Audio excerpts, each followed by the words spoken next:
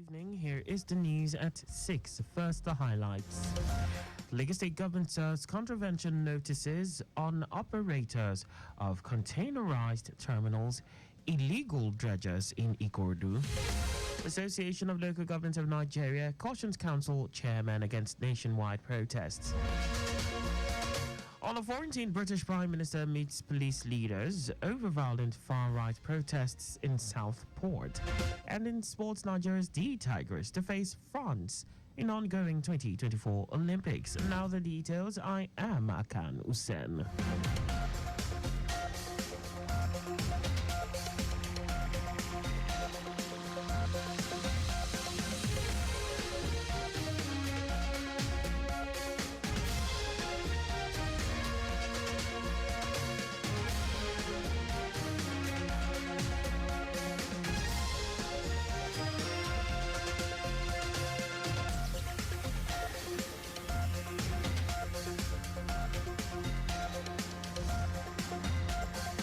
The Lagos State government has issued a stop work order to illegal dredgers and owners of illegal containerized cargo terminals along the Ikorodu waterfront areas of the state. Commissioner for Waterfront Infrastructure Development, Ekundayo Alebioshu, said this is in continued efforts to protect the state's waterfronts from environmental degradation, its investment, life and property along the coastal areas.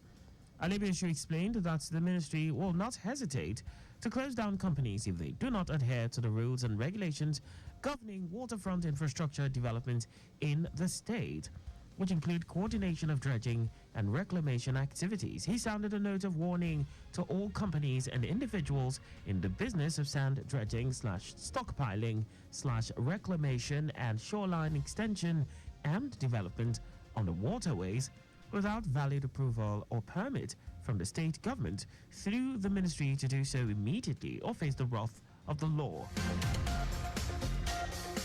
Special advisor to the Lagos State Governor on political, legislative and civic engagement, Afolabi Tajuddin, has reaffirmed Governor Babajide Sanwo-Olu's commitment to addressing the needs of Lagosians amid the ongoing economic challenges. He said this at the presentation of checks to another set of over 100 beneficiaries of the Financial Assistance Program held at the conference room of the Office of Political, Legislative and Civic Engagement, Alausa Ikeja.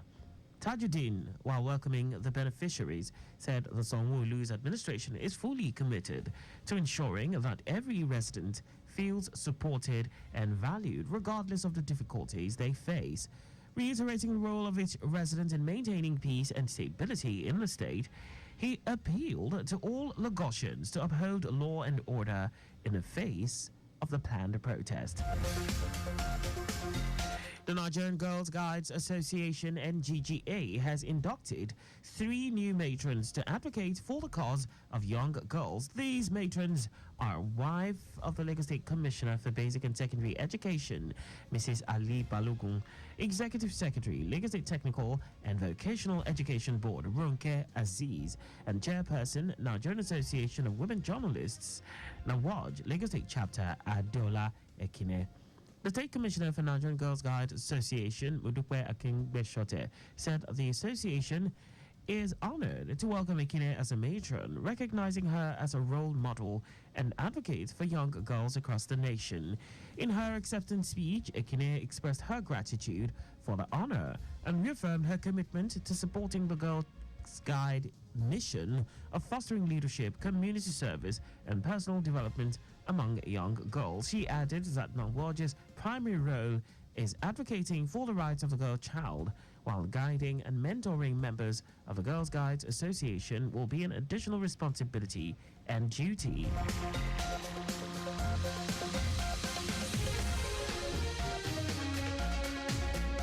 Minister of Communications, Innovation and Digital Economy, Bosun Tijani, has lamented the destruction of a technology hub in Kano State just days before its scheduled launch. Tijani said the incident occurred as part of a wider unrest in Kano State, where protesters targeted the yet-to-be-commissioned Nigeria Communications Commission Industrial Park. highlighting the immediate impact of this destruction on planned initiatives. The minister characterized the damage as a setback for the journey to deepening the workforce for technology and creating job opportunities for the youth.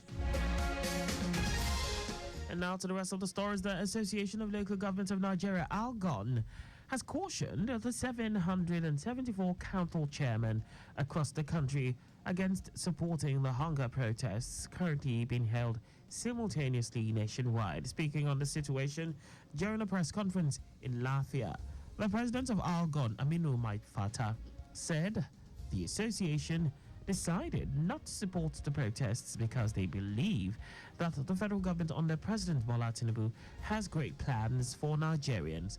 Maifata appealed to members of ALGON to exercise patience with the federal government regarding the implementation of the local government autonomy recently approved by the Supreme Court, adding that the president is keen on ensuring that local government areas in the country function properly.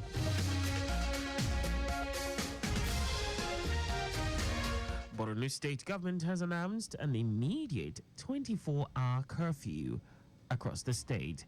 This is in response to the tragic detonation of an improvised explosive device in Kawori Market, Kondoga area of Borno state on Wednesday night.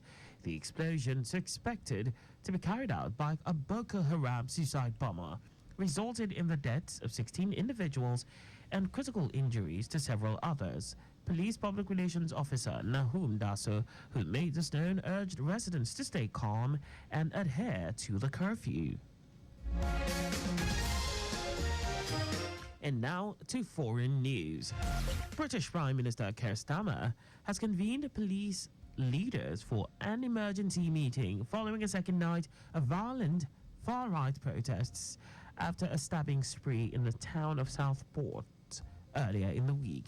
Starmer called a meeting at Downing Street to demonstrate the government's full backing for police amid multiple high-profile incidents of extreme violence and public disorder on our streets. The Prime Minister's office said Starmer will tell police leaders that while the right to peaceful protests must be protected at all costs, he will make it clear that criminals exploiting that right to sow hatred and carry out violent acts will face the full force of the law. The country is reeling since the stabbing on Monday at a Taylor Swift-themed dance class in the English seaside town of Southport, which killed 3 girls while 8 other children and 2 adults were wounded.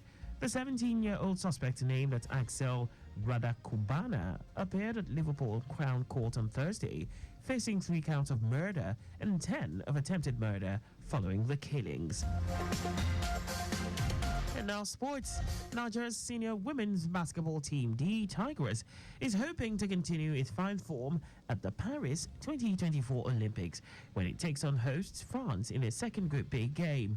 The African champions, who are ranked 12th in the world, put on a great display at the Pierre Maroy Stadium to beat the world's third best Australia. The world's third best team, Australia, 75-62 in their opening game, ending the 20 years without a win at the Olympics. The Tigers will be looking to land another surprise blow and claim its first ever successive win at the event. And that's all for the news at 6. Just before we go, slow down at road junctions, intersections, and pedestrian crossings. You can follow us and like all our various social media platforms on X at Traffic Radio 961, Facebook Lagos Traffic Radio 96.1 FM, Instagram Lagos Traffic Radio 961, on YouTube. Subscribe and watch us live on our channel Traffic Radio 961. You can also visit our website on www.trafficradio961.ng. Did you know that the Sanwo-Olu administration initiated 500 hectares rice farm technology intervention project? You can get more details on the Lagos State government's website. To end the news, here are the highlights of the major stories. The Lagos State government has issued a stop work order to illegal dredgers and owners of illegal containerized cargo terminals along the Ikorodu waterfront areas of the state. The Association of Local Government of Nigeria, ALGON, has cautioned the 774 council chairmen across the country against supporting the hunger protests currently being held simultaneously nationwide. We also told you the British Prime Minister Keir Starmer has convened police leaders for an emergency meeting following a second night of violent far-right protests after a stabbing spree in the town of Southport earlier in the week. And in sports, Nigeria's senior women's basketball team, the Tigers, is hoping to continue its fine form at the Paris 2024 Olympics when it takes on hosts France in their second Group B game. For contact with the newsroom, please send a message to info@trafficradio961.ng. And that ends the news broadcast compiled by Sadiq Yusuf. I am Akan Usen. Thanks for listening and please stay safe. Good evening.